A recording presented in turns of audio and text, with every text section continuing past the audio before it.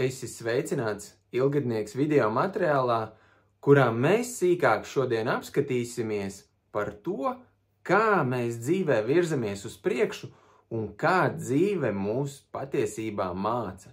Ne tikai mūs, bet arī mūsu dvēseli. Ja mēs zīmējumā attēlosim, ka šis ir mūsu dzīves ceļš, kuru mēs ejam, un, piemēram, dotajā brīdī dzīve noliek cilvēku situācijā, kad ir jāpieņem kāds lēmums. Šis lēmums var būt pat visvienkāršākais. Tas var būt padoms bērnam vai attieksme pret savu bērnu, attieksme pret apkārtējo cilvēku, attieksme pret kaimiņu, attieksme pret savām lietām, sava izturēšanās, savus domu gājiens. Tas ir jebkas, ko tu vari likt šajā zīmējumā, šajā punktā. Un kas notiek? Tātad mums katru brīdi, kad mēs veicam kaut kādu izvēli savā dzīvē, vai arī kādu lēmumu, vai arī kādu rīcību, mums patiesībā vienmēr ir vairāki varianti, kā rīkoties. Vai iet pa šo ceļu, vai iet pa šo ceļu. Vai atbildēt cilvēkam šādi, vai atbildēt cilvēkam šādi, vai arī vispār atbildēt viņam šādi.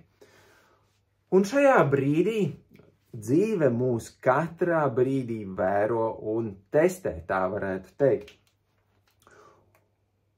Un mūsu uzdevums ir izvēlēties pareizo ceļu, lai dotos tālāk. Savukārt brīdī, kad varenā māte dzīve redz, kad mūsu lēmums ir bijis varbūt nepareizs, vai mūsu rīcība ir bijusi nepareiza, vai attieksme pret cilvēku, attieksme pret priekšmetu, attieksme, kā mēs skatāmies uz lietām vai raugāmies uz lietām. Ja mūsu ceļš, ja mūsu šī lieta ir bijusi nepareiza, kā ir pēc augstākajiem likumiem, tad varenā dzīve mums veido ceļu un notikumus mūsu dzīvē, lai mēs gūtu mācību un saprastu, kā tad īsti šajā punktā vajadzēja izturēties, kā vajag izturēties pret cilvēku, kā vajag izturēties pret lietām, kā vajag pareizi domāt. Tad lūk, varenā māte dzīve mūs ved pa apveceļu atkal uz šo punktu. Šis apveceļš var aizņemt dažas dienas, var aizņemt mēnešus, var aizņemt gadus. Tas ir burtiski kā biatlonā. Tu ej atkal papildus apli, kura laikā dzīve tevi māca, cenšas parādīt visdažādākās norādes, kā tad pareizi vajadzētu rīkoties. Citu šajā apveceļā dzīve noliek pamatīgi uz ceļiem. Un atkal cilvēks nonākot šajā punktā, viņam tiek dota izvēles iespēja, kā tad rīkoties, kā attiekties, kā pareizi domāt. Ja cilvēkam atkal rīcība nav bijusi pareiza, viņš atkal dodas vēl vienā aplī, kuru viņam izveido varenā māte dzīve. Citkārt šis nākamais aplis var būt vēl lielāks, un citiem cilvēkiem vai citām dvēselēm šie apļi ir tik milzīgi gari, ka tas aizņem pat vairākas dzīves, lai cilvēks izprastu mācību pēc varenajiem visuma likumiem, kā ir jāizturās, kā ir jāuzvedās, kā ir jāattiecas pret otru cilvēku, piemēram, vai jebko šajā brīnišķīgajā plašajā pasaulē. Tas, ko ir būtiski saprast, ka tikai brīdī, kad šis lēmums vai attieksme būs pareiza, mēs dosimies tālāk uz jaunu līmeni. Savukārt jaunajā līmenī būs atkal citi šādi paši izvēles brīži vai arī notikumi, kuri mums būs jāveic vai jāpieņem lēmumi. Tāpatās ir jāsaprot, ka pieņemot pareizo lēmumu, mēs atkal dodamies tālāk. Ja pieņemam nepareizo lēmumu, mūs atkal vedīs pa apveceļu, vai tā teikt, papildus aplis, kā biatlonā jānoslēpo, ja?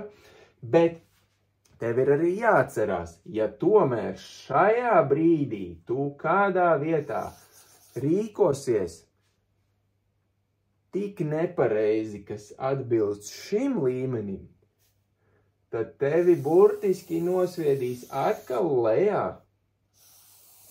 lai tu varētu atkal nonākt uz šejieni, jo dzīve saprot, tātad viņš ir ticis šeit, bet viņš tomēr šo likumu nav sapratis.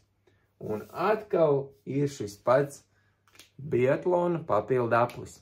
Tā kā par šiem te papildu apļiem es ceru, ka tev tagad būs patiesi skaidrs, kāpēc dzīve viņus veido, kā viņa veido un kāpēc mēs bieži vien dzīvē tiekam nosviesti atpakaļ tādā situācijā, kurā mēs atradāmies pirms gada vai pirms pat daudziem gadiem.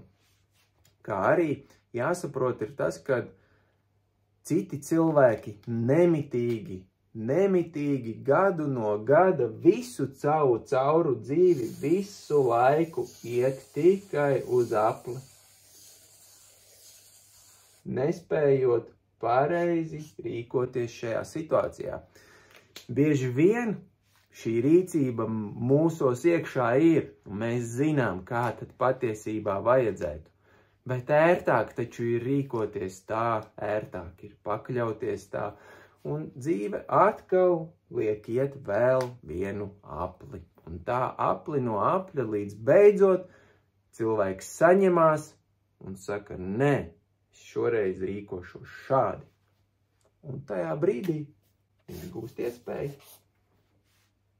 iet tālāk, un dzīve viņam dod jaunas patīkamas situācijas, jaunus brīnišķīgus brīžus.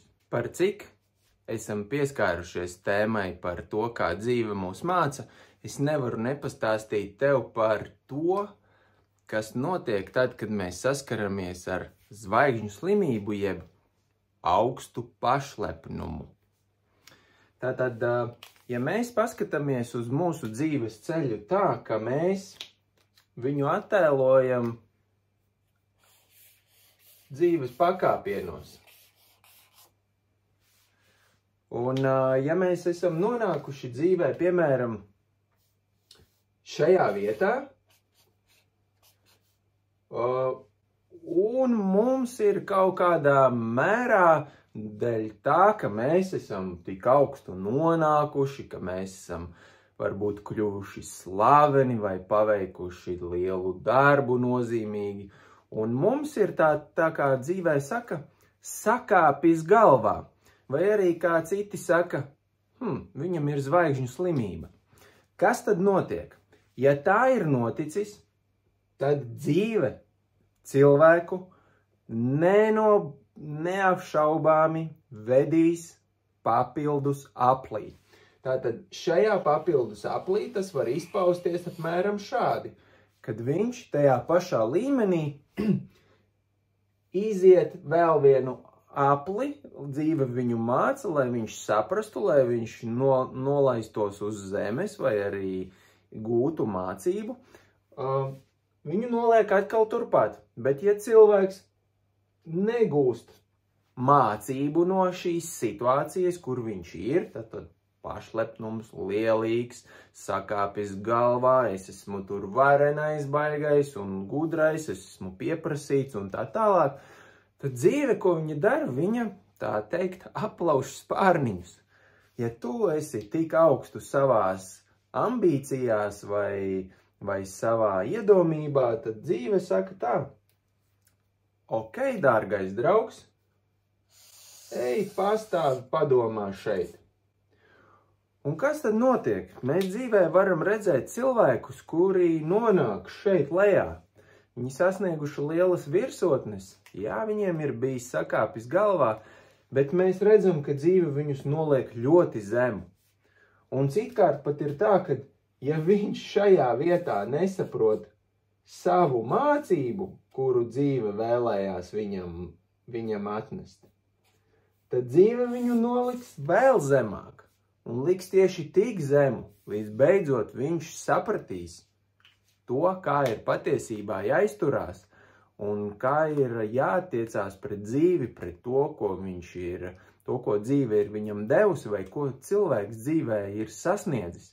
Tātad mēs patiesībā pa šiem pakāpieniem varam kāpt diezgan ātri un raiti, ja mums nesakāps galvā, ja mēs nesāksim slimot ar zvaigžņu slimību. Tiklīdz tas ar mums notiek, dzīve mums tālāk neļauj iet.